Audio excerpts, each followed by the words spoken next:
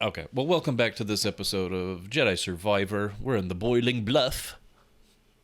We're hanging out with Cal and BD Wong, and we're doing puzzles and things like that. But we're just gonna be discussing whatever we want to talk about. Jesus, get off my back. I've been so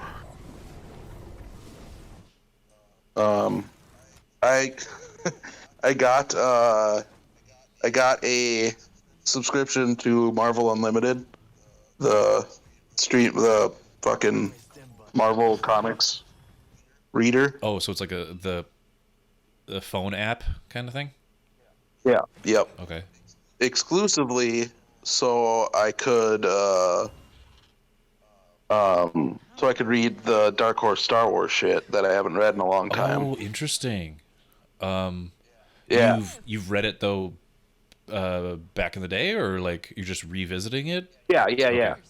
Yep, I read through a bunch of shit, and back in the day, and I wanted to read it again, and I would like to buy it, but Marvel is, since they own it now, they're notorious for being horrible about keeping things in print. They're just terrible Makes about sense. it.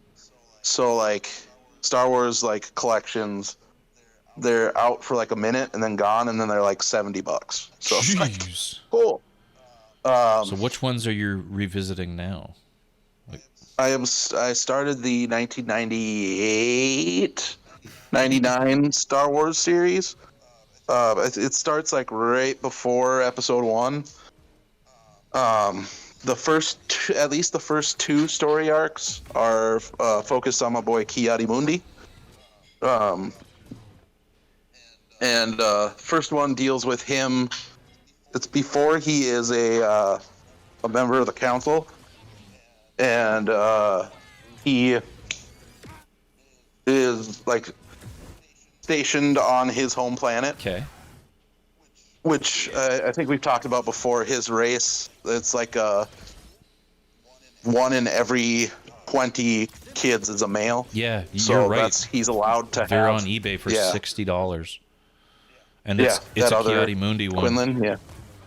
Oh, a Ki-Adi-Mundi one. Like what you're Nice. talking about, where it's like, Oh, collection. yeah, Yeah. it's just one issue, I think. I mean, it says Star Wars 1998 series Dark Horse #2 Yeah. Yeah. near mint. But like the collections, the Marvel ones, they're in and out fast. Oh, But gotcha. he but yeah, it's a story about him being on his home planet, which I think we've talked about. Like I said, 1 in 20 kids is a male, so he's allowed to have wives and kids, because it's like a necessary thing for his race to continue. What a nice thing to And be a Jedi and have like all the perks of like normalcy, you know. And he gets to Yep, be on the and he's Jedi got- like council as a master, and he's got a yeah. lady at home. And not just that, It's imperative that you don't form connections to people, but because of I just got to spread my seed. Be right back. because of that too, the planet, it's customary to have multiple wives. You have like your soul wife or whatever the fuck it is, your like main deal wife, and then you've Wife got like Ryan. other wives, and you just have kids, and he's got like 5 daughters or some Yeah, he's shit got like side that. bitches. Yeah, and he What a pimp! the first his um Now, don't you go It starts taking with, Ki-Adi-Mundi's bitch now. yeah, a Republic senator is there trying to get them to join the Republic, and Ki-Adi-Mundi is just like, hey, I don't think that's a good idea, because their culture is very low tech. There's no tech. It's all like, they sail on ships and all this stuff. And the Republic's like, hey, we give you all this technology and all this other stuff. And he's really against it. They have some like ports there for people, and it's got like tech and shit on it. They're isolated little areas, and they're kind of shitholes. He's like, look what this is like, and like whatever. And anyway, you find out there's like a group. The young people are rebelling against it, and they want tech. And there's this guy who's an agitator that's an off-worlder that's there trying to like get them to rebel against and whatever. And his daughter is like one of them because she's like in love with this dude. She gets caught up in a bunch of shit, and it's about him trying to save her in that first story. That's good. And the second one, which I just started, is one that I like a lot, where he at the end of that series of that first one is when he gets made part of the council. Okay.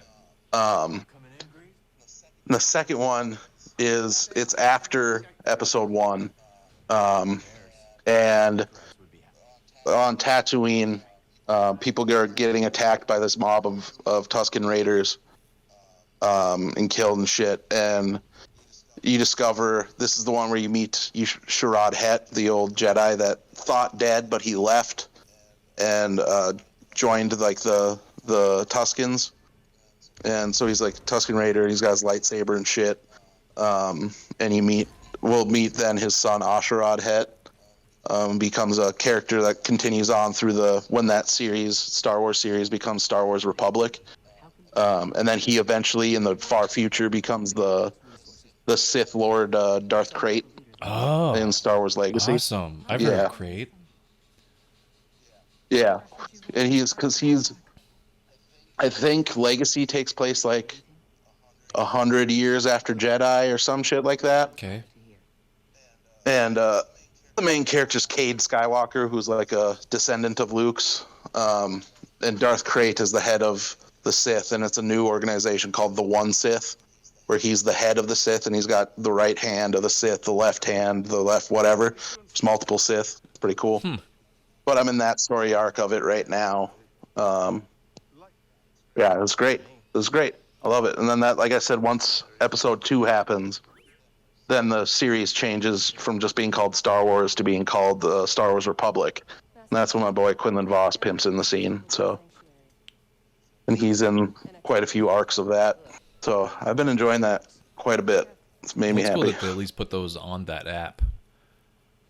Yeah, it's got all that shit on there. Because I'm very much a firm believer of I'm gonna buy my books physically from the comic shop, right? A very staunch, physical from the comic shop comic supporter, since I work at a comic shop too. But since I can't and I really want to read it right now, that's what I've done, is get unlimited to read that specifically. So yeah, I've been diving into those, and I miss them. I miss those old Dark Horse books. I remember. Didn't they do one for Dash Rendar too? Dark Horse. They did Shadows of the Empire one, yeah. Yep. I remember that being a banger. Yep, there's a lot. They did they did adaptations of books, so they have like Splinter of the Mind's Eye and like Heir to the Empire and Dark Empire, a bunch of like those things. I just came across in the shop the other day an actual copy of Heir to the Empire #1, which is spendy because it's the first comics appearance of Thrawn and Mara Jade. So, but yeah, all those adaptations are great. The movie adaptations are good. All the different series they've done around it are good. My particular favorites, like I said, was like Republic, and then like that turns into, I think, Dark Times, and then like there's Empire, which is after episode 3 as well. There's fucking Legacy is one of the ones I like a lot, and the Knights of the Old Republic one I like a lot, that takes place before the games. Does it have anything to do with Revan, like before Revan, or is it Revan is a central character? So the main character that you meet, your main character, and his name's Zane Carrick, and the inciting incident is he's late to this ceremony, and he arrives, and he witnesses the Jedi Masters killing all the Padawans, and so he runs, and his master sees him, so like he's getting chased after by them, and he like along the way he meets a guy. I forget what he goes by, when you first meet him. It's like some stupid Are you sneaking like, around nickname thing. Like right now, Bracho? Your voice has gotten a little quiet. Yeah. Okay. I was Yeah. like, okay, I think I know what's going on. He's breaking into a bank. yeah, I'm walking through my house right now, so people are sleeping. All right. And he meets a guy, and he's got some nicknamey type thing like Bank or something stupid, right? Baby Bank? I forget what it is. But then You need to wake up your parents and tell them about this. Guys, I need to tell you this. Bink. And then you later later on you run into him again, and he starts going by let me see. Let me find it quick.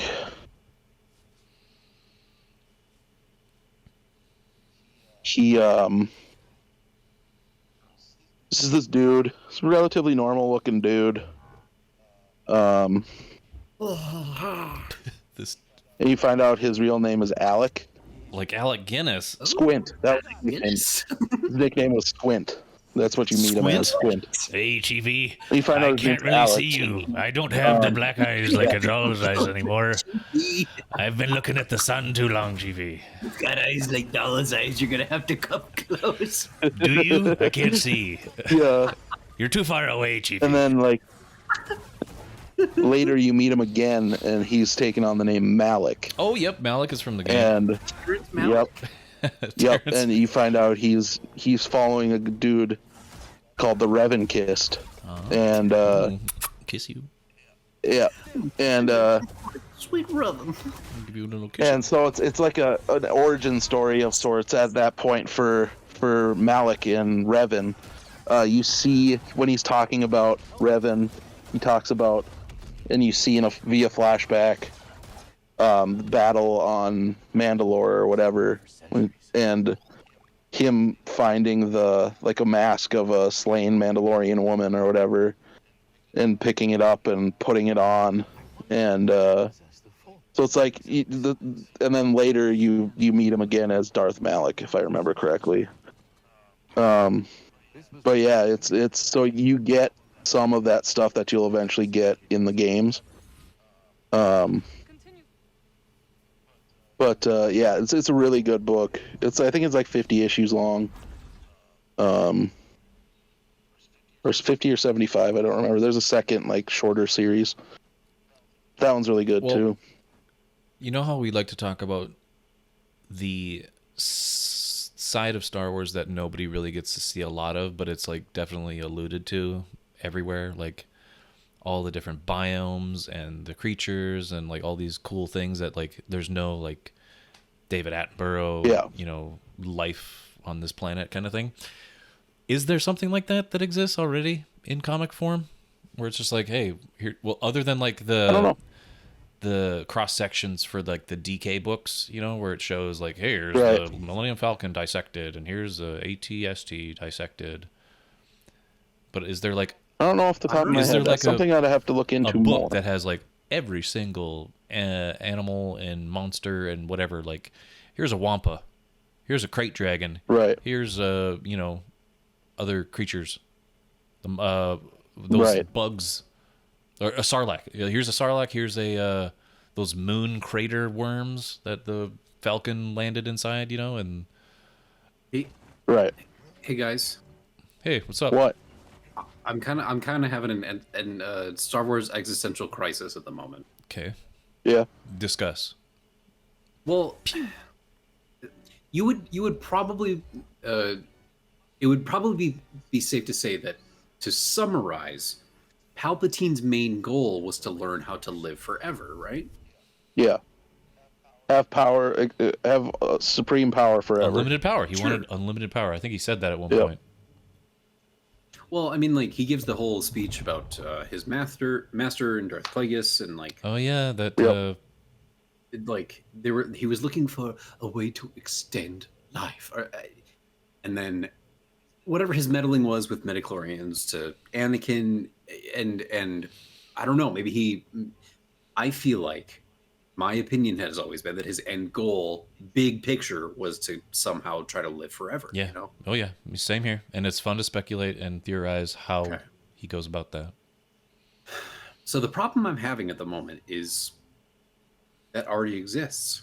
Right. Cloning and is that what you mean? No, not even cloning. Like because cloning is a separate thing that somebody had to like undertake. They found the that planet with the people who were able to pull it off. Yes, but like they had to go and search them out. They had to find them. They had to get it set up. So are you thinking of It like was an the Force ghost projections and things like that? No, I'm thinking because we know for a fact that the droid in Solo, Lando's droid, Yeah. Uploaded her consciousness. Yeah. got uploaded to the Millennium Falcon. Yep. Right. So Right. what's to say that like hypothetically somebody like C-3PO or R2-D2 has not been just one robotic AI droid consciousness that has been uploaded to different bodies continuing throughout time. Right. Oh, that's awesome. I love this.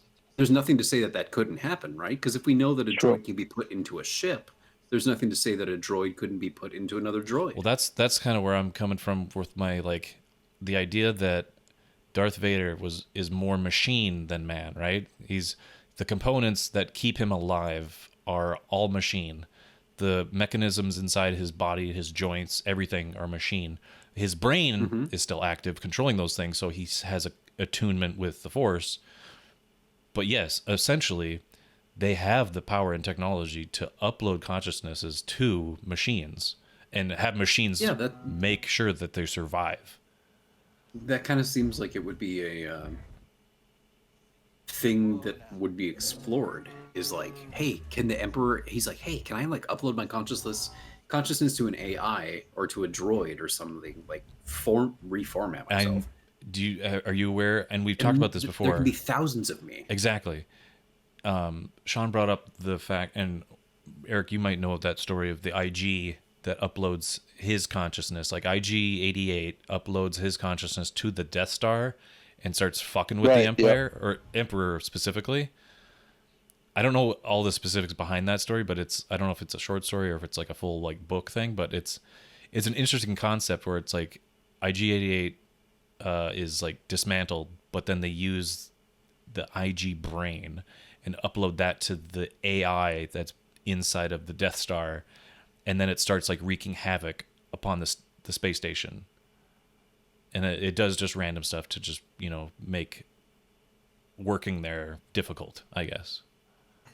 Just the Emperor's taking a poo on the toilet. He's just recording. He turns off the lights in the bathroom. He starts recording everything and broadcasting it. Somebody turn the lights back on. I don't know what's happening in here. He's like, this is a big one. And it's just like broadcast throughout the station. Like, what the hell's happening? I shouldn't have eaten that. Hell yeah. 100-year-old Force shits. Good Lord. Force, help me with this one. Well, I love speculating on like how that stuff works, because when you look at it from the side of Sith, yeah, they want to live forever and they want to have as much power and hoard it all for themselves. And to do that, they kill masters, they kill their Padawans and things like that. Like that's the cycle, the cycle of Sith, right? The apprentice kills the master in the inevitable end, because that's how Plagueis the Wise was killed by, Sheev. Like, I killed him because he had all this power and I wanted it for myself. And by doing that, I'm thinking there's some kind of like transference of knowledge and power to that. But then the Jedi way of thinking, it's like when Obi said, if you strike me down in anger now, I'll become more powerful than you can possibly imagine. He did. He became like a voice, and he's telling like Luke instantly, like, run, Luke, run, get out of here. And throughout the whole movie, he's like talking to him through the Force. So in a way, the Jedi can live forever if they know that path. Mm-hmm. But then the Sith are trying to figure out how to do that, but maintain the physical form. And to talk about more of the Jedi Old Republic things.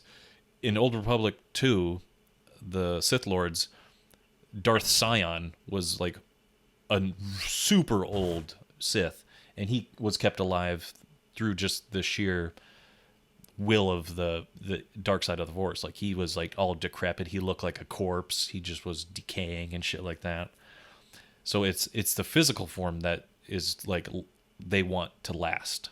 They don't care about like the becoming one with the living Force and the cosmic Force. It's because they're afraid. Well, They have Sith fear. can't, They're remember? afraid of losing. You know, Well, they can't. I know, and that it takes them to kill like a righteous Jedi for the Jedi to then pass into the cosmic Force. You know, and so they already disconnected then themselves what about from that. Yoda, because he wasn't killed by anybody. No, but he was able to. I think he knew the process and what it all meant. And I don't know if like Yeah, you don't have to be killed to become a Force but ghost. that You was just have that to was die. the thing that was in the first Star Wars. Like, you're like, what is he talking about when he said that to Vader? Like, if you strike me down, like, what does that mean? And that evolved into more things down the road, but it gave you a sense of like, oh, the Jedi are like way more deep than you think. Because yeah, his mentor died. My point of view, the Jedi are evil. But yeah, I love the idea of like both sides have a way to live on past death or want to live on past death, but how they approach it is different. And even like we're talking about AI, sentient AI, and how clones work into that. It's just more ways of talking about how to live forever. And there's all these differences of ideals and things like that, and or what's the most right thing to do. I don't know, but it's just an interesting thing to contemplate and discuss. It's an aspect of Star Wars that I really like, and it's not necessarily given to you all at once. It's piecemealed, and you don't you have to make your own speculations on certain things. So there's room for that to be discussed. It's not like a finite thing. And correct me if I'm wrong. Luke must have learned then the technique for the Force Ghost thing from the ancient Jedi texts. Again, Yeah, either that or he learned it from Obi-Wan and Yoda, and probably all the other all the other ghosts. ghosts that spoke to Rey at the end of that movie, where it's like, I've brought balance to Rey, and like, do it, Rey, whatever. Yeah, I didn't. Because Yoda learned it from Qui-Gon. Yep. Yeah, And that's who. And I didn't know if they ever like explicitly said like, oh, this is how Luke learned that. Right. Because then I'm assuming he taught Leia. Maybe. No, that's probably right. Well, no, not. That's the only way that she can show up is if somebody taught her that. There's no way that she just learned that on her own. Yeah, she does come back as a Force ghost, so it's definitely they learned it. They're both powerful. Luke must have been the one to teach her. They don't tell you that in the movie at all. They don't say like, yeah, Leia was super powerful. The hang up on that is Vader. Right? Vader? No, but Anakin, yes. Yeah. Because But Anakin who communicated to Anakin or Vader? They're like. When because was that? Yoda learned on his own. Obi-Wan didn't know about it until Yoda told him about it. They didn't learn until after. Well, Yoda learned like pre-Vader, I think, but like he didn't teach Anakin that, and like Obi-Wan didn't know about it. So like maybe a little part unless of Anakin just was able to. that's the thing. When you're Or the he got some chosen one, you just consultation. do it. it's just Yeah, or he got some like pre-death consultation that we didn't know about. well, if you look at it like this, Maybe- they have to learn it because they were born from natural ways, and Anakin, I think, was born under odd circumstances with the Force being manipulated, right? That's why he was the chosen Yeah, one. it could just be he was able to do just it. because he is part of the Force, that he's just like, he's too much to like let die and his powers to diminish. You know, he's just going to become part of the Force no matter what. Yeah, I kind of feel like maybe he earned, like the Force was like, okay, you killed the Emperor, you brought balance, you've earned the right to be a ghost, even though you never learned it. We'll just make you one. Yeah, if there was like a Force council, like they're like, all right, you're good. Well, like just the living Force, the cosmic Force, it just kind of was like, this balances it. Yeah, you're good. And we talked about this few times in our other Star Wars things, but I love to reiterate talking about how Vader had to die to fulfill the prophecy by Anakin. So in the end, Anakin was the chosen one, because I look at Vader and Anakin as two separate entities, but the prophecy was to destroy the Sith and bring balance to the Force, which Anakin had to succumb to then do that. That whole prophecy stuff. Yeah, because until the sequel trilogy. Exactly. I mean, yeah, I know. Because in the end, he had to like he needed his son to bring him back to the light. The moment he chose to act against the Emperor is when he changed again from Vader back to Anakin, essentially. It took his son being tortured and the love of his son to be like, Father, please. And it's like, he could not handle that. He's like, I think they are trying to frame it less as him acting against the Emperor and more as the first time that he ever acted for his son, Right. Because they're... yeah. But then there's also the part where, he had to die, but he also had to become Vader to bring and that's that balance. The most like Shakespearean thing, and he had to die twice. Greek tragedy, like that makes the most sense, and I just love that aspect of it. It's a tragic story. Anakin had to die twice, essentially. Yeah. Well, bringing balance doesn't mean eliminating the dark side. It means he had to So at suffer. that time, he had to suffer for so long to bring that balance and like fulfill the prophecy, which is awesome. Yeah, bringing balance means just evening the scales again. So there's an equal amount of light and dark, right? And so at that time, there would have been, however many hundreds, maybe even thousands of Jedi like on the Force, Yeah. And then by eliminating all of them and bringing them down to single-digit numbers or whatever it might have been, it did bring balance to the Force. Well, that's the thing, because you don't know, like, I'm not going to say this, but I'm sure there's a discussion to be had about an aspect of him killing the younglings, like, in defense of him killing the younglings. Like, what? Yeah. Play devil's advocate for that, Bradshaw. Like, they're untrained, they're being trained, but those kids are destined to probably fall to the dark side without guidance and things like that. If he's killing all these masters because he sees them as evil, he sees these kids as potential threats to the dark side. You see it with what's her name, fucking Reva or whatever the fuck her name is, the Inquisitor. Yeah. Mm-hmm. She was a Padawan when that happened. In the first game of this too. That's what happened with Sears Padawan. Yeah. Yeah. Trilla. Yeah, Trilla. But I just love that, like, he killed those younglings for a good purpose. But, like, I mean, in his eyes, it's really skewed and really fucked up, but, just he was doing it because he was the chosen one. He is going to fulfill this prophecy no matter what.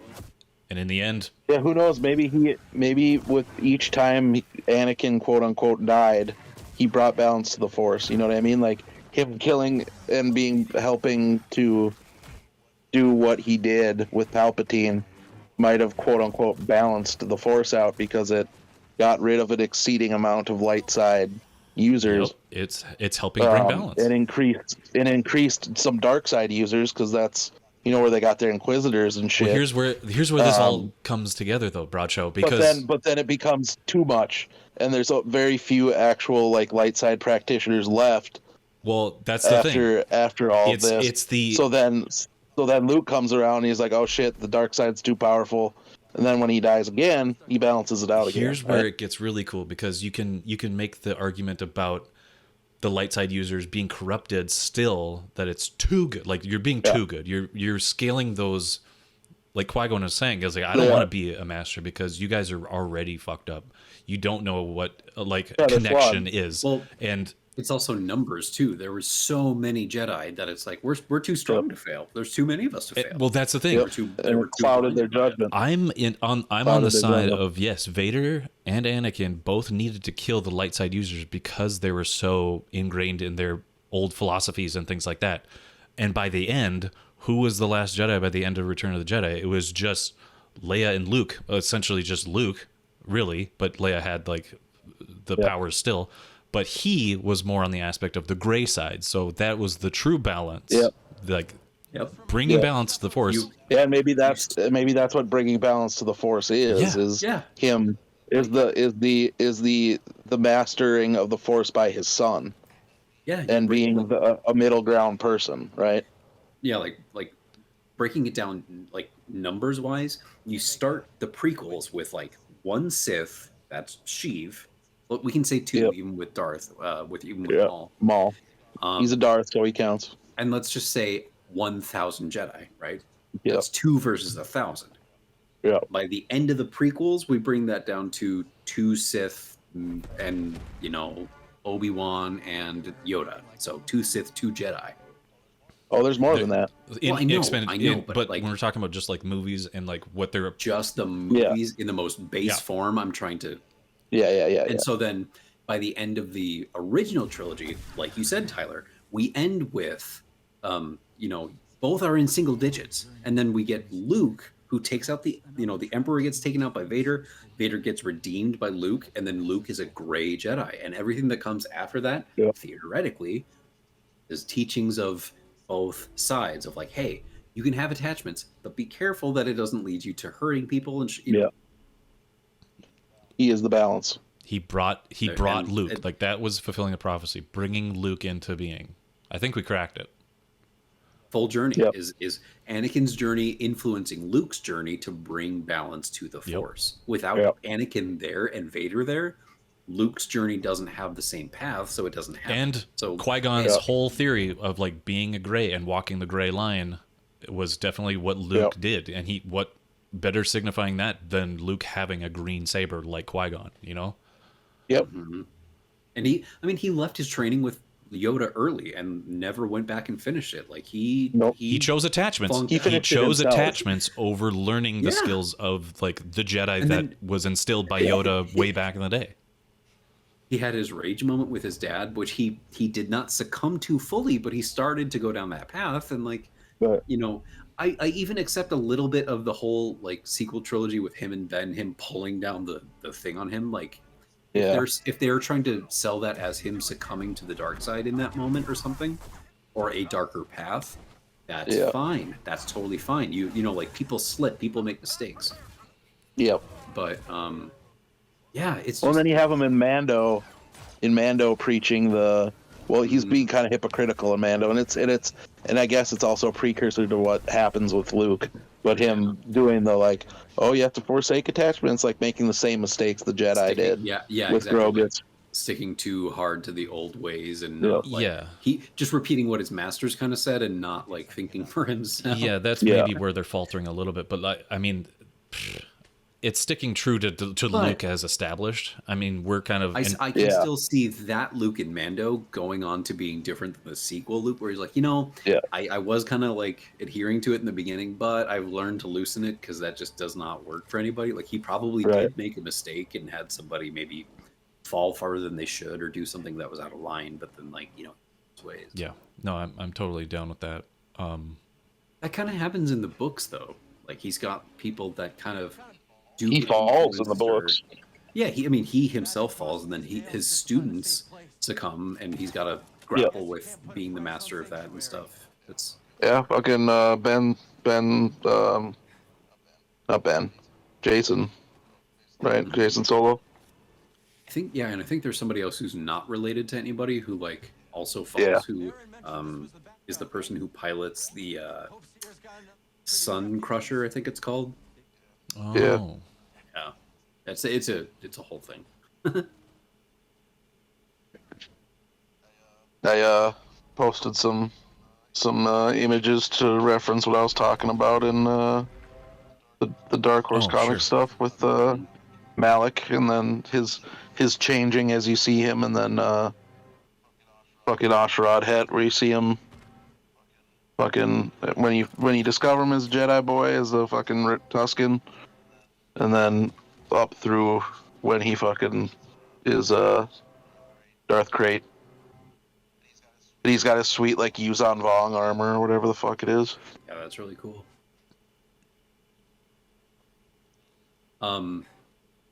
I haven't seen it obviously, but this is switching gears, guys. I just heads up. Yeah.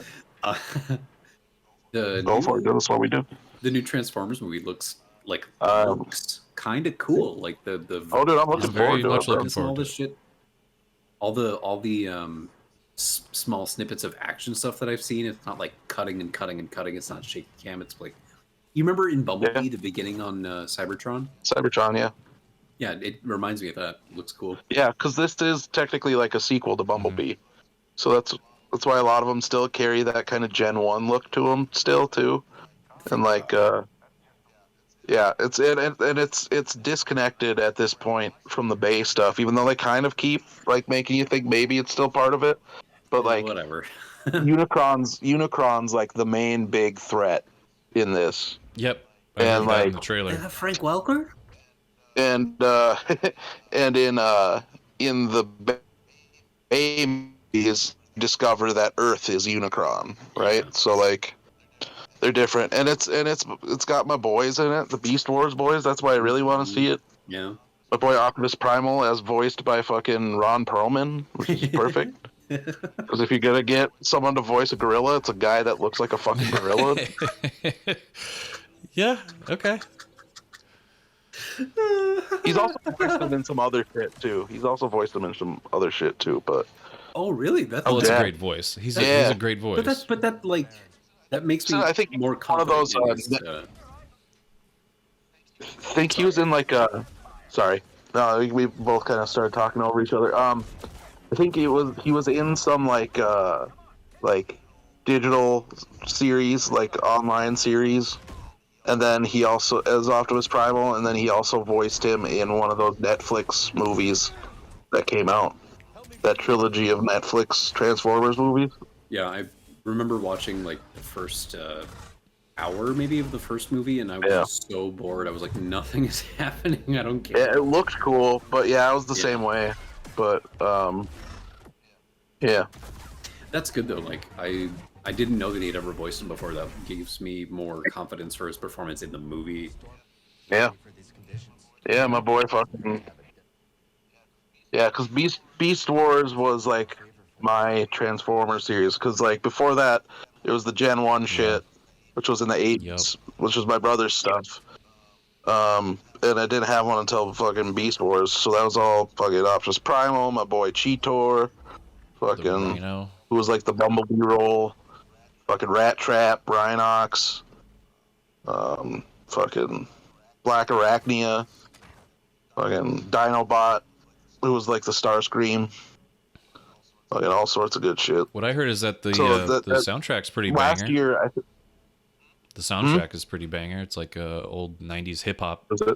A lot of '90s hip hop. Yeah, because it takes place in the 90s, yeah. 'Cause Bumblebee was like the 80s, and this takes So it's place in got the like 90s. Tribe. It's got Biggie. It's got Yeah. a lot of cool stuff. Yeah, because was it Scenario or something's in the trailer? The Tribe Called Quest song. I know. Forget. I looked at the soundtrack. I think it's Check the Rhymes on there. Scenario. It's fucking. Can I Kick It? That's what's in the trailer, is it? Can I Kick It? Yes, Can I Kick It? I think that's in the That's trailer. I don't remember. that's One of in the one of Tribe those songs is in trailers, the trailer. but in the soundtrack, there's also they have Biggie. They have Check the Rhyme. Yeah. And they have, I think they have a Wu-Tang song also. Yeah, probably. I forgot what one it was, but yeah. I was jamming to that because I was like, I'm into '90s hip hop. I'm into just '90s nostalgia music anyway, so I Right. can kick it with the Tribe and De La Soul. Shit like Right. that. Fucking the Dink. The Dink is like the main bad guy in the movie. Mm-hmm. Scourge. Peter Dinklage is Scourge, Cool. who like in Transformers is like the dark reflection of Optimus Prime. Oh, He's an 18 wheeler as well, and in the other shit he looks exactly like Prime pretty much except black. Mm-hmm. But in this he doesn't have much. But yeah, fucking. But my boy Cheetor and Rhinox are both in this, which makes me happy. Is there fucking Scorponok's in this, dude? Hell yeah. Looks like they got, well, on this, I don't know if it's a playlist on YouTube of all the songs from the soundtrack. They have classic Transformers songs, so like Unicron medley from Transformers the movie is played at one point. Cream Nice. by Wu-Tang Clan is on there. And They have Mama Said Knock You Cat Out. rules everything around me. They have Cream, get the money. Dollar bill, y'all. Well, they have Mama Said Knock You Out on there. The remix by Sam Wilkes. Check the Rhyme by Tribe. Johnny D's in this? Anything by Old School Radio. Oh. John DiMaggio plays one of the terror cons in this. That's cool. And then they have Hypnotized by Biggie. Hell yeah. are you trying to tell me that they still have not used the song Transformer by Gnarls Barkley? I mean, come on. I know, right? But yeah, I think last year was the 25th anniversary of Beast Wars, so it makes sense that this is coming now. That was like when Reboot was popular and everything was like CGI. That CG Yeah. shit. Do you remember the sequel series to Beast Wars, Beast Machines? No, Nope. I don't. They go back to Cybertron. They get completely like updated looks. Cheetor kind of steps into a leader role. I don't remember if Optimus Primal dies or not. I don't remember, but let me see here. Beast Machines. Still a CG series. Attack successful. Destroy. Okay, I did. That's not a good image. There we go.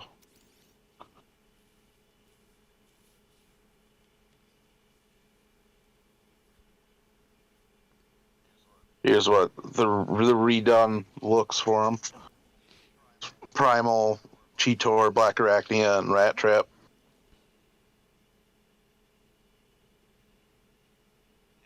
In command center there. That's I didn't watch that. Ugh, that looks gross. It's kind of weird. Yeah, Bad it's weird. GameCube game or something. Yeah, it looks like a GameCube game, like cover art for a GameCube game. Join the Beasticles as they transform their way through 12 levels. What is that thing at the bottom? Where Is it's that like- a bug? That's Rat That's Trap. Rat Trap. Okay, yeah, it's a rat. Okay, Yeah. and then there's a She looks like a bug. Yeah, she looks like I a assume it's spider. she. I don't want to misgender Yeah, the that's robot. Black Arachnia. Because then this is what fucking Beast Wars fucking looked like. I remember it just looked N64 now. Went from N64 to GameCube. That's what I remember though. Those old classic graphics. Fucking Megatron was a T-Rex. Mm-hmm. Then in Beast Machines, he's like a fucking... For a long time, he's like injured or some shit, and he's just kind of hanging in the shadows with some weird cloak shit on him.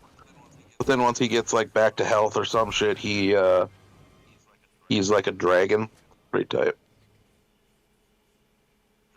Dragon D's nuts. There's like a Japan-only Beast Wars 2. That was like a anime style. That was kind of cool.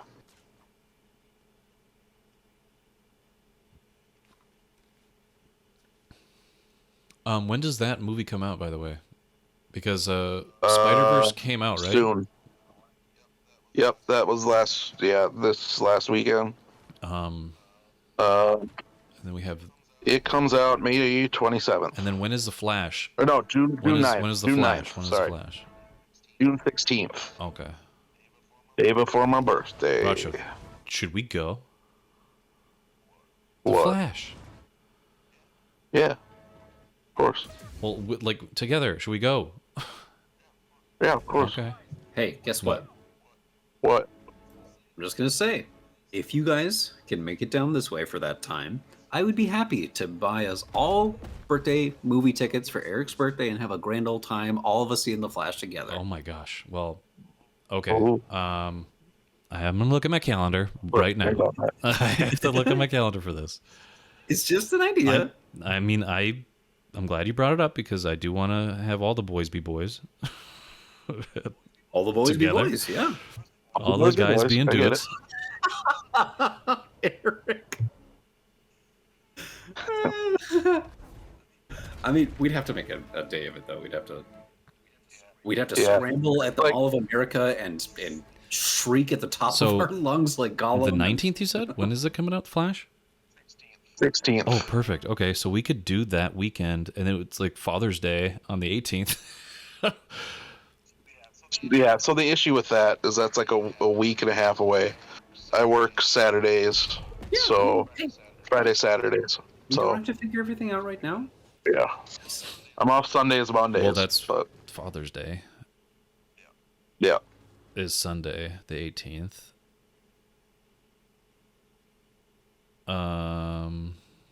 I mean, I'm in charge of my own schedule with my work, so I mean, I can get, if I need to, I can get that Monday off.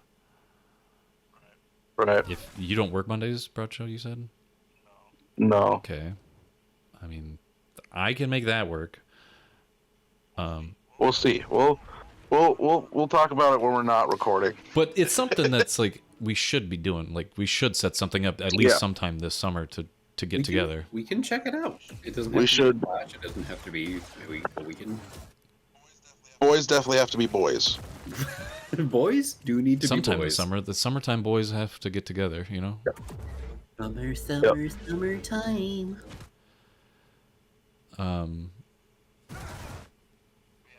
Yeah, I'm going. I saw Little Mermaid last weekend. I heard that wasn't too bad. How was that? What did you Us- think, Eric? I want to hear it's Eric's take. I had fun, dude. I had fun. So like, my mom and I always like going to movies together. It's like our thing. And whenever these like live action Disney movies come out from like when I was little, she always wants to go to those because good memories of watching those movies with me and stuff when I was a little boy. So she was really excited to go and went. It was fun. I enjoyed it. It's like a lot of the Disney movies, it's mostly the same as the movie. Because the original movie, they just kind of pad it out, and there's a couple things that change. Well, yeah. And like maybe a they don't couple got additional Buddy songs Hackett. that are They don't added. got Buddy Hackett as Scuttle talking about dinglehoppers and No, shit. they have Aquafina as That's Scuttle. kinda- yeah. How do you must feel good about that. I mean, you don't have Buddy Hackett, but you've got Aquafina. Yeah, she was good though. Like she did a good job. I mean, I've enjoyed her performances before. And you got Daveed Diggs is Sebastian.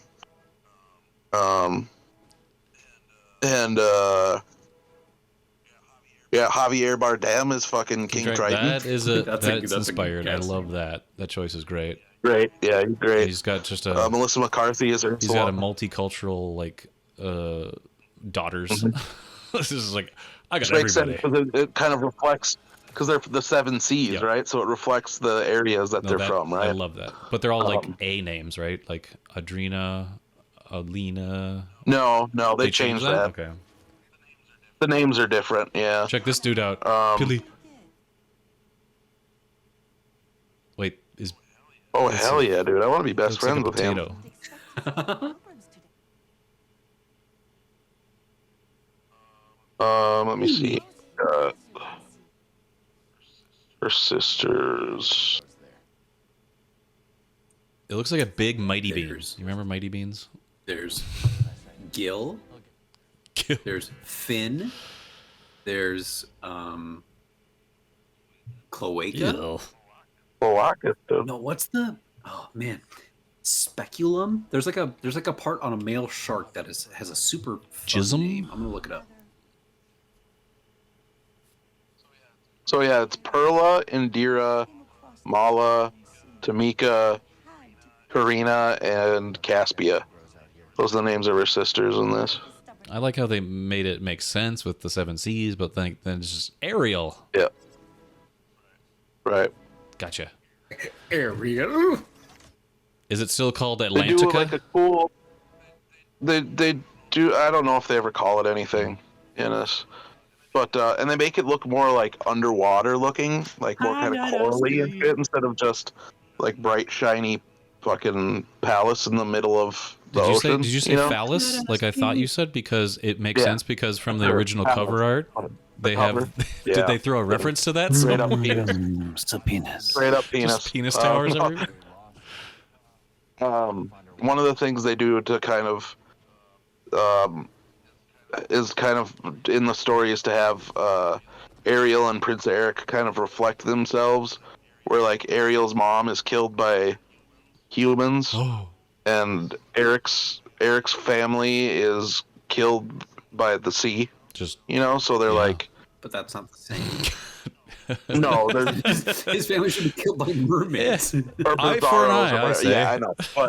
But like you have one that doesn't trust humanity, and the other one that doesn't trust the ocean and the gods of the ocean. His mom, his adoptive mother, who's the queen in this or whatever, doesn't trust the sea, the gods of the sea, and she blames the gods of the sea for what happened. So it's like their parentage doesn't trust the other. no, I get it. Yeah, Is there it's a Scuba Steve type of it's a person reflection. talking about like God, I wish. different stories? Is God, there I a wish. character like in the original? Like there was like, You better be careful. There's bear people around. like there's that crotchety old man that has like those tales of the sea of seeing mermaids, and people are like, oh, okay. Not really. Like in the beginning, you have like dudes on his ship who think they see mermaids and are trying to harpoon it. Wounded? But it ends up being like a dolphin or whatever, and Eric's like fucking Trying stop to it. poon dolphins? They even do one of those. Oh, it's the name of the movie, like situations in there. Oh, look, a Little Mermaid. What? What? It's a When, little yeah, when after she's the spell happens and shit, and she's on land and she's staying in the castle, and she finds this room, and it's kind of again, it's like the land version of like her little thing where she's got her collection of shit she's Yeah. found. It's like the library of Eric's dad or whatever, and it's got like all his collections and shit like that. So she's naturally interested in that. And one of the things she sees is like a aqua blue stone carving of a mermaid. Okay. And Eric's like, he's like, oh yeah, that's my Little Mermaid. I was like, Oh my god. That's too tongue-in-cheek and kind of... Yeah, Yeah. that's too on the nose. but yeah, it's fun. And Did they have Cool. the French chef singing Le Poisson? there's a It's the fucking best song. It's one of the best songs. After Under the Sea what and the Kiss the Girl. which one? Oh yeah, Le yeah, that's in Poisson, there. Le Poisson. They How I altered- love Le Poisson. They He's chopping up Sebastian. they alter the lyrics of "Kiss the Girl" a little bit, The because of rapiness. to make it less force yourself on her situation. Make it a little more That's the consenty. spell. Come on. That's the spell. Yeah, I know. But it's still like "Kiss the Girl." Most of the lyrics are the same. It's just a little bit towards the beginning that changes. But you don't know why you've been dying to try and wanna kiss the girl. That's still in there. Are there two Italian bistro owners who come out with a small hand accordion and sing, "This is the night, such No. a beautiful No. There's night"? dogs kissing in the Nope. background. Um, Dogs sucking up pasta. they Eric, why not? I don't know, dude. I don't know. It's All an my older Italianos singing their songs. Does Jeff Daniels show up with a ton of Dalmatian puppies? No, Damn it. What was I gonna say? You distracted me. Does Jeff Daniels play a Oh, there's a capable but ignorant malt shop owner and cooks hamburgers with Toby Maguire? What does Scuttle call the fucking Dingle fork? hopper. Call it was it a dingle hopper? It's a broad-showism. You should know that. Yeah, there's a metaphorical passing of a dingle hopper that happens. Where there's a scene where Eric is showing her the island and stuff that they're on, and takes her around in a carriage and stuff, and she's wandering around a marketplace, and she sees a fork or whatever, and so they like picks it up and like kind of hands it to her, and it's the original actress for Ariel. Oh, Jodie, what's her face? Yeah. Yeah, so it's a metaphorical passing of the dingle hopper and a literal passing of the dingle hopper. Here, take the dingle hopper. But it's fun. You're Ariel now. And then, like towards the end, instead of Eric piloting or steering the ship into Ursula, it's Ariel that does it instead. Give her some agency, I guess. Does Eric Yeah, help? exactly. What does Eric do? Is he just concussed? Yeah, I think so. He might gets be smacked. But like I read an article today that was just like this is a plot hole. Like how does she they needed more story or something in there to display why she knows to do that with a ship or whatever, since she's never at least like have Eric show her or whatever. And I was like, well, actually there's a shot in the beginning or towards the beginning, when their ship gets caught in the storm and he gets thrown overboard, she saves him.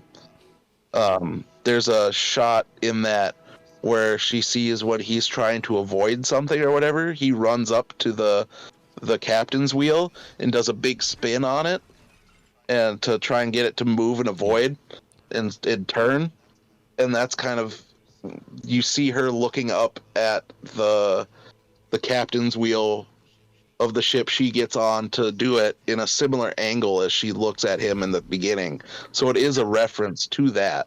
If she recalls that. I can see them also doing if they replicated the scene from the animated movie where there's a sunken ship and she's going in there with Flounder and like there's helms on that. She could do something there too. That whole thing is in there. So, I mean, she it's not foreign to her because there's probably a ton of those ships underwater. And she's like, oh, cool. Does a big shark attack her and Flounder at the pirate ship? Yep.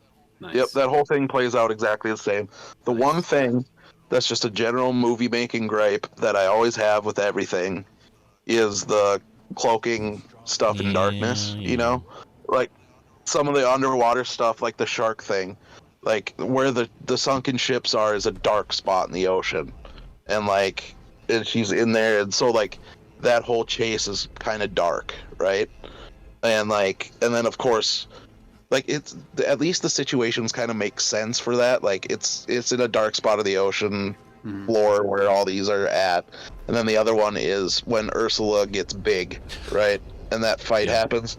It's like that's all cloaked in darkness. You don't get a real clear shot of her, but again, it makes sense because it's a big fucking storm happening and it's dark and everything. So she like makes whirlpools happen. Sense, She just like she gets the Triton's whatever his staff, his fork, his dingle hopper, dingle hopper. I always enjoyed how killed his ass.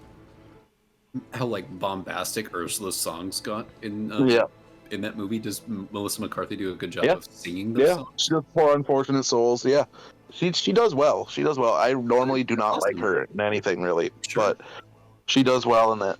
She sings Poor Unfortunate Souls well. Oh, another change they made is that in this, Ursula is Triton's sister. Does she have Flotsam and Jetsam? That makes sense. Okay. Yeah. Yep. I mean, you Just can't the boys. have a Little Mermaid movie without Flotsam and Jetsam. Like, there's no Another way cool they would thing. not include them. Yeah. Another cool thing is they brought Alan Menken back to do soundtrack. What's happening, guys? Who did the original film soundtrack? And then also one of the producers on the movie and also wrote new songs for it was fucking Lin-Manuel Miranda, of course. Okay. Yeah, I think I heard that. I was like, when I heard, I was like, a couple of things, I was like, this is Lin-Manuel Miranda, and there's a song, an original one for Scuttle, that's called like Scuttlebutt Oh, or some shit. shit, and it's Scuttle um and Sebastian, Naveed, dude. It's got to be him. and Hamilton yeah, boy. Fina, and it's Scuttle. Scuttle is basically delivering the news that she's heard that Eric is going to propose. Has found the woman he wants, is going to propose, and basically making Ariel think it's her, only for it to be Ursula in disguise or whatever. Like in the original. Yeah. Do they downplay Sebastian? But so she do has they a song. downplay Sebastian at all, or is he seen as like the? Oh no! Oh, he's full tilt fucking Jamaican. Well, no, not my that. dude. But like the aspect of like how Oh. Sebastian was the secret hero the whole time because he was like keeping an eye on her, kind of like the Jiminy. I think we talked about this before. No, yeah, that's still there. Triton tells him and tasks him with keeping an eye on her, and having to make sure what needs to happen happens. There's a lot, like in Kiss the Girl, that I actually laughed a couple times or chuckled where he's like like hiding in a basket and whispering things to Eric, or like doing little funny things in the Her name's background. Ariel. While he's singing, but like but yeah, so Scuttle, they're doing a song back and forth, and it's kind of got a little more hip hop feel, and then there's a break where Scuttle and Sebastian both kind of have a rapping part, and Aquafina, she started as a rapper, and of course David is the Hamiltons, so like so they have that back and forth. I'm like, this has to be like Lin-Manuel Miranda has to be involved in this movie, and then sure enough, sure enough it was, and I was like, yep, that makes sense. So we got a new power, guys. I just wanted to mention. Look at that little dash. It's awesome. This is where the game started like opening up to me, where I was like, shit, I love the maneuvering of Cal now. And you just wait till we get to it. It comes up a little bit later, but how you maneuver this idea with Marin is so cool. Yep. Look at that thing. And like even Halle Bailey, whatever the fuck her name is. Even her singing sounds like OG Ariel too, like when she does part of your world or part of this world, whatever. It's like sounds just like it, like the OG. It's really good. She does a good job too. But I watched the movie recently, like the animated movie with my daughters, and my younger daughter, when she was watching it, she's freaked out about a lot of live action, or just a lot of movies, I should say. Like she just is really into the really kiddie shows and things like that, like Bluey. Right. But we watched it, and when that song came on, Part of Your World, and she did like that really that lingering note at the end, and she's reaching up. My daughter started breaking a tear, and she like had a quivering lip, and I'm like, oh my gosh, like that's so sweet. And then after adorable. that, like Poor Unfortunate Souls happened, she's like, turn it off. Yeah, freaky. Turn it off. She couldn't handle how scary Ursula was. Right. Yeah, I like they make the Eric Ariel relationship, like they kind of develop it a little bit more, so it's not just as fast as it is the OG movie. That's too. What I where liked like, about the Cinderella movie is that the prince from that, like he had some like there's story to him, like he's destined to find a wife because his dad is on his deathbed, and let's like you feel for this guy having to like think about having a milestone moment for himself is like marrying somebody, but knowing that his dad's not going to see that moment, so he's like so conflicted. I like that angle of it. So it's like putting a character in such a difficult, happy, sad place, but then fleshing out Eric's character, where he's not just like Grimsby or whoever the hell that guy was like, Yep. you gotta marry. And this is like this old dude. Yep. And Grimsby's in there, but is he like forcing him to like, you gotta marry, Eric? What are you doing? no. Because No. that's all the motivation of that character was like, Eric, go marry Yeah, somebody. you get, you both, his character Ariel's, their relationship gets more More time to breathe. focus or like more story to it. So it's not as like fairy tale-y where it's just like, oh, she's doing this and now they're in love in the end, right? But It's not she has like the initial that. Not quite. It's still fast, but not she has quite the as initial fast, right? infatuation with him after like saving him, right? Like that. Yeah, she after like part of your world or whatever, she like is swimming and then she hears booms and stuff and she comes up from under the water and they're doing fireworks on the ship because it's Eric's birthday, and she's watching from the side and seeing him and then that's I think then when all the storm approaches and all that shit. So yeah, there's still that side of it. That's an underrated yeah, like, moment too, where the fireworks are happening and there's like that in the animated movie. There's like a choral of people, like it almost sounds like a siren song that's playing when Ariel's approaching with Scuttle, and she's just like watching Eric play the flute to the dog. Right. Yeah, she observes him and sees like his nature and like what he's like and what he like, his there's more to it. She there's just like all those. There's a little more fleshing out. I'm happy with that. I mean, I'll eventually see it when it gets on Disney Plus. Oh yeah, Disney Plus. Yeah, like is it amazing? No, but like if you like the original movie, it's the original movie, just with some additional story and fleshing out, and like it's all done well and it's enjoyable and fun. So yeah, I'd definitely give it a watch if you're a mermaid fan. Yeah, the thing I have with is like Flounder's design.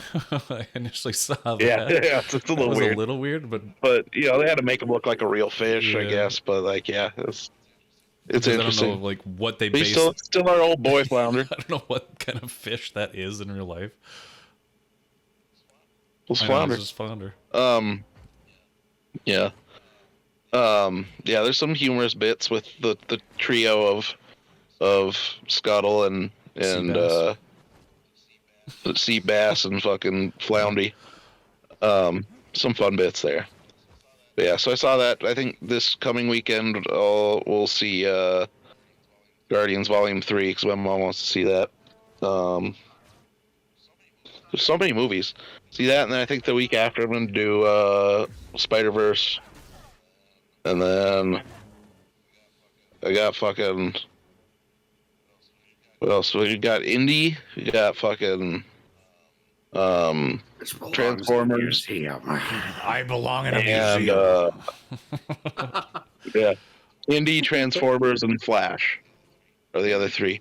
It's a busy summer because now it's like this is the first like real summer of movies, since everything's been back. Oppenheimer, Barbie. Come on, Eric. Okay. Oppenheimer, Barbie, Mission Impossible. Tom Cruise being pissed because Oppenheimer's taking the IMAX screens from Mission Impossible. I mean, let him. Fast 10 not I'd doing rather the see numbers that atomic bombs in everybody wanted it IMAX than to. Tom Cruise run. Sorry, Eric. Fucking I really need to. The Rock crawling back to Fast and the Furious after Black Adam didn't work out. I really don't think that this is the first real summer of movies. I think we're still waiting on that. Okay. No. Well, We still have yet to have the release of Godzilla vs. Kong 2, New Empire, or whatever it's called. that's coming. Yeah. The very next time that a Godzilla There's a movie trailer comes for out, the. it will truly be the summer of movies. There's a trailer for that animated series, whatever the fuck it is, the Kong one or Godzilla Kong, whatever the fuck. Animated series? Isn't that Yeah. shark movie coming What are out you too? That talking new about? Blackfish. Oh yeah, the Black Death that did come out. I mean, that's The Meg too, dude. Meg. Yeah, yeah.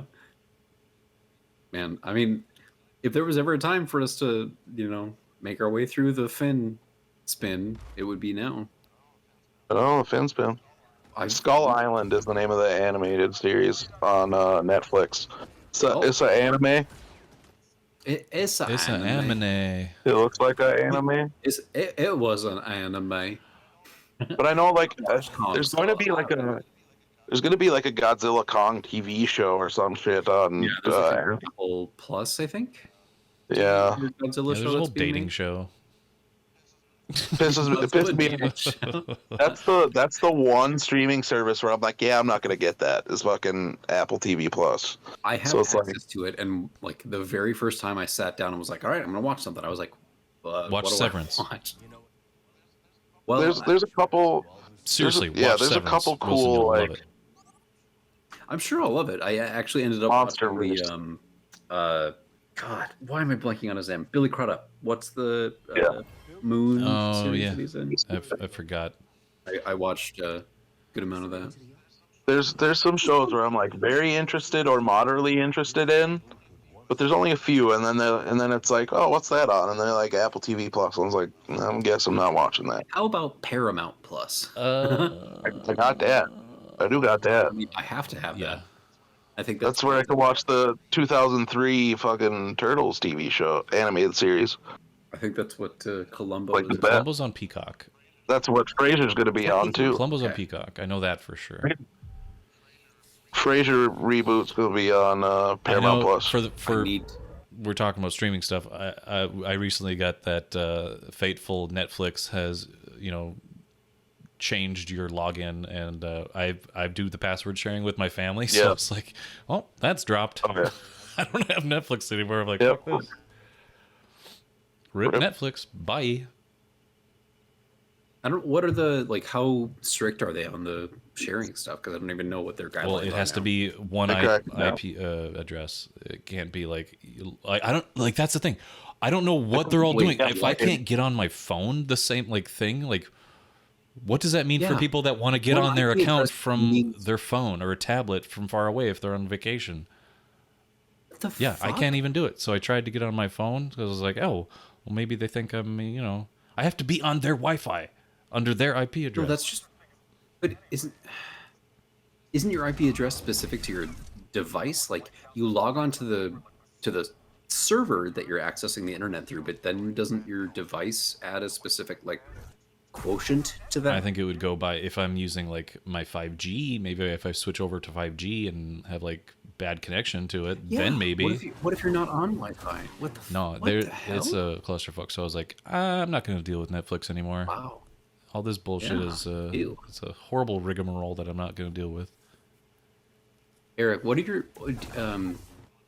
I got to say that the most of a Transformers series that I ever saw. I know we're jumping all over the place, but We love jumping. the most of a Transformers series that I ever saw was Transformers Armada. You remember that? Yes.